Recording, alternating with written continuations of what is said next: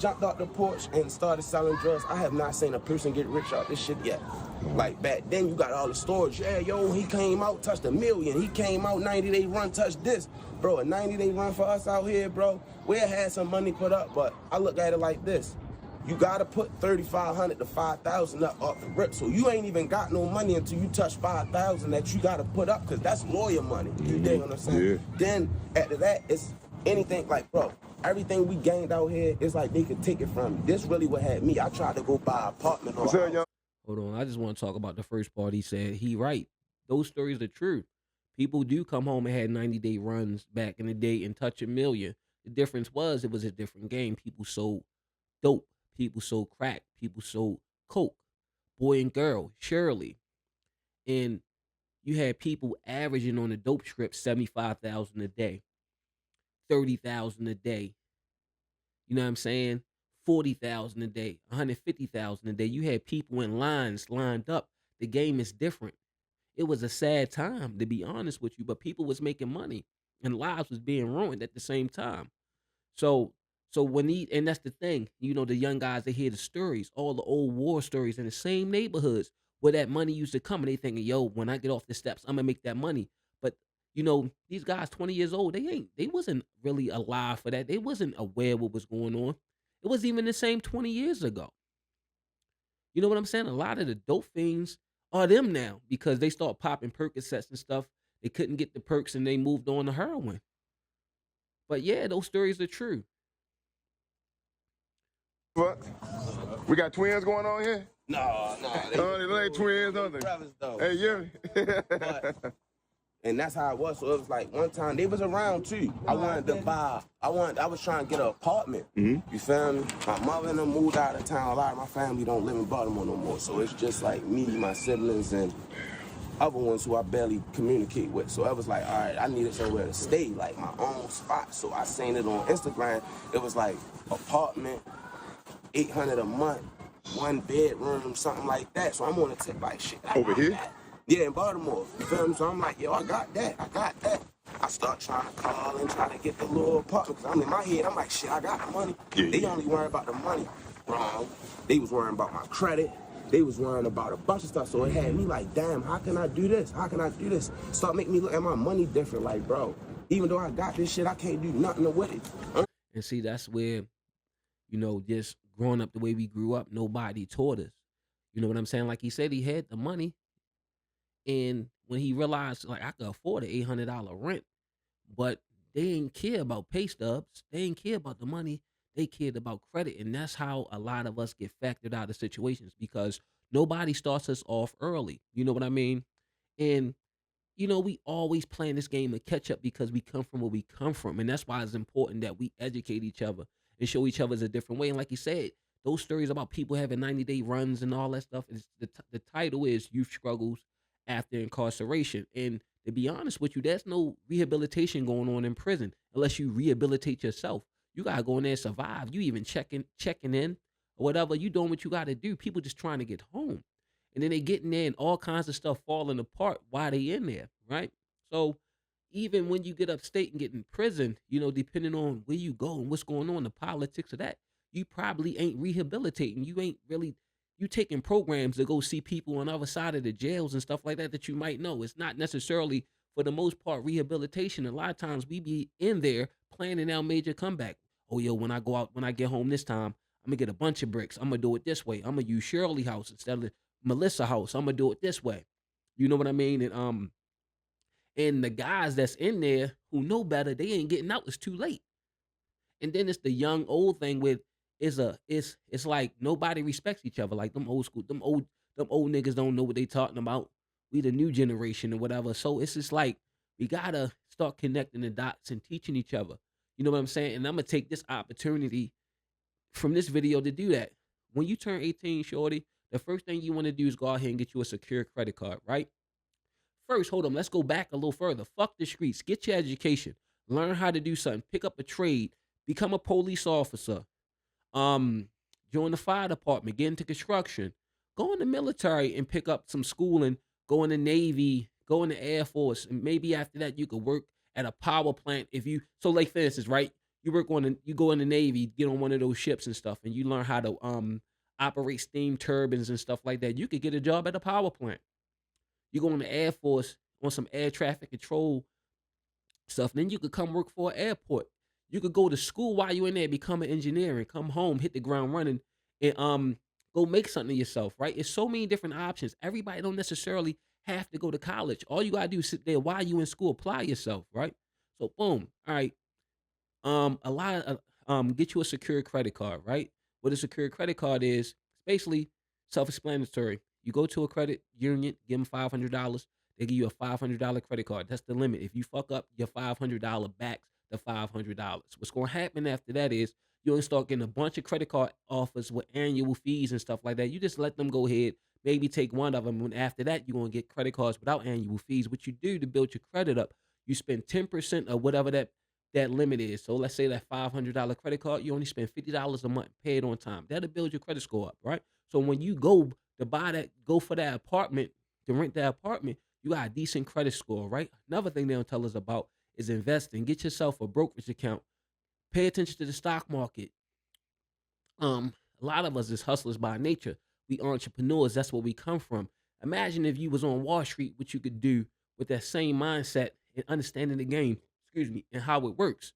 When the market's failing, everything that's going on now with Trump, the tariffs and stuff like that, markets falling, steel prices going up and down, and it's the time to buy. See, for people who don't understand economics, they panicking. But the people who do, they've been sitting back waiting for this to happen the whole time, rubbing their fingers together. Now they ready to start investing. You understand what I'm saying?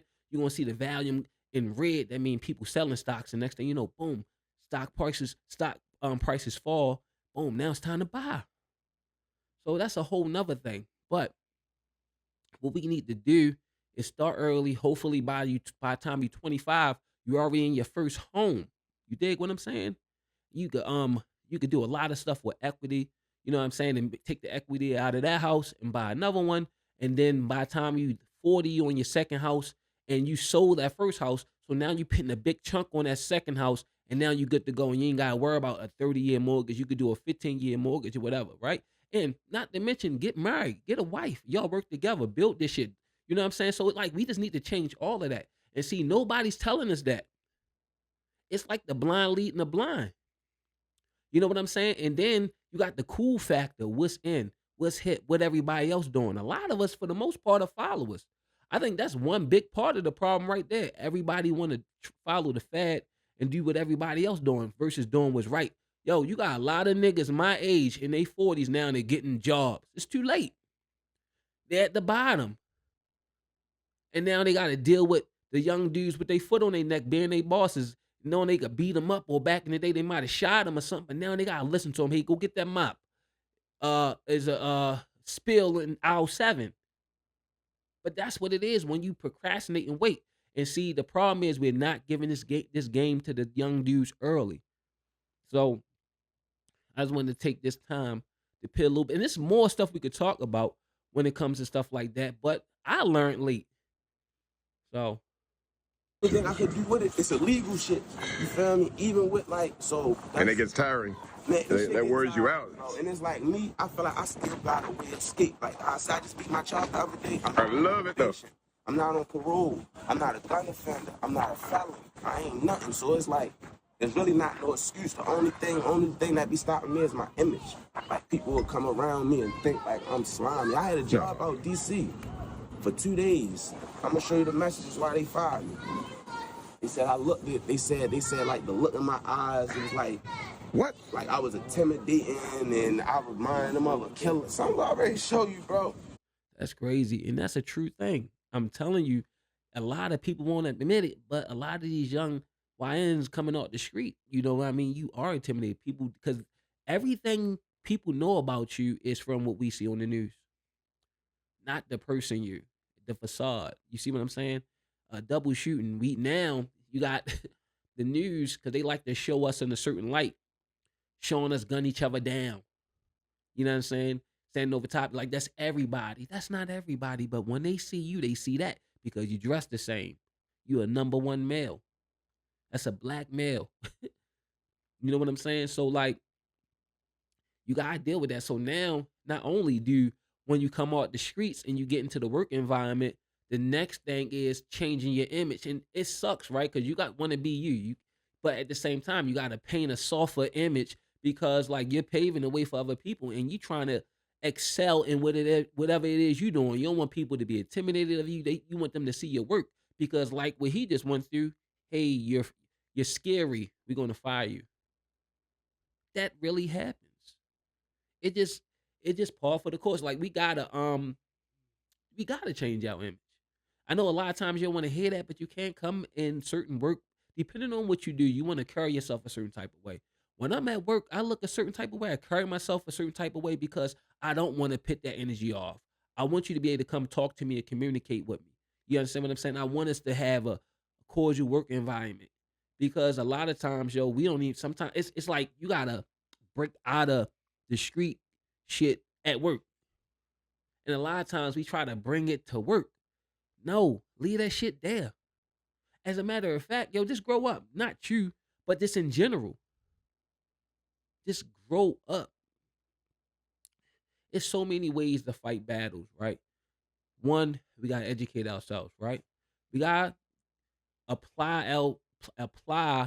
the same energy that we put into the streets, going into prison, staying 10 toes down, busting that gun, uh, cooking the crack, cutting the dope, stepping on the shit into everything else, and we could be just as successful. There's nothing wrong with yo. It's cool just to take the edge off, yo, and ain't gotta look over your shoulders and go to work every day and go somewhere where the water's blue when it's time to go on vacation. You could start your own business. You could get in the trade, learn how to do it, get your license, and start going to business. Start off small, taking little jobs on the side. You got your license, you could pull permits. Boom, save that money, get your LLC and all the different things, whatever it is, and start your own business. That way you don't have to answer to nobody. But even then, dealing with customers, you still don't want to scare the customers off. So you still gotta come across a certain type of way. It's all about image is a big deal, man.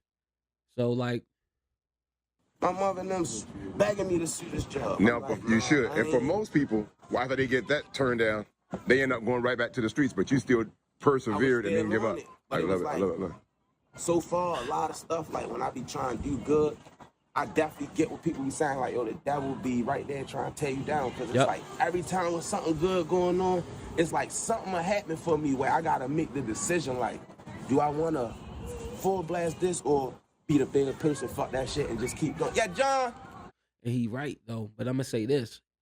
Even when you're not in the street, doors are still closed in your face. Even when you don't look like a YN, doors are closed in your face. And see, the thing is, when you get out in life and you shed that shell, you shed that skin and put on a new skin, you still gonna have the same challenges, right?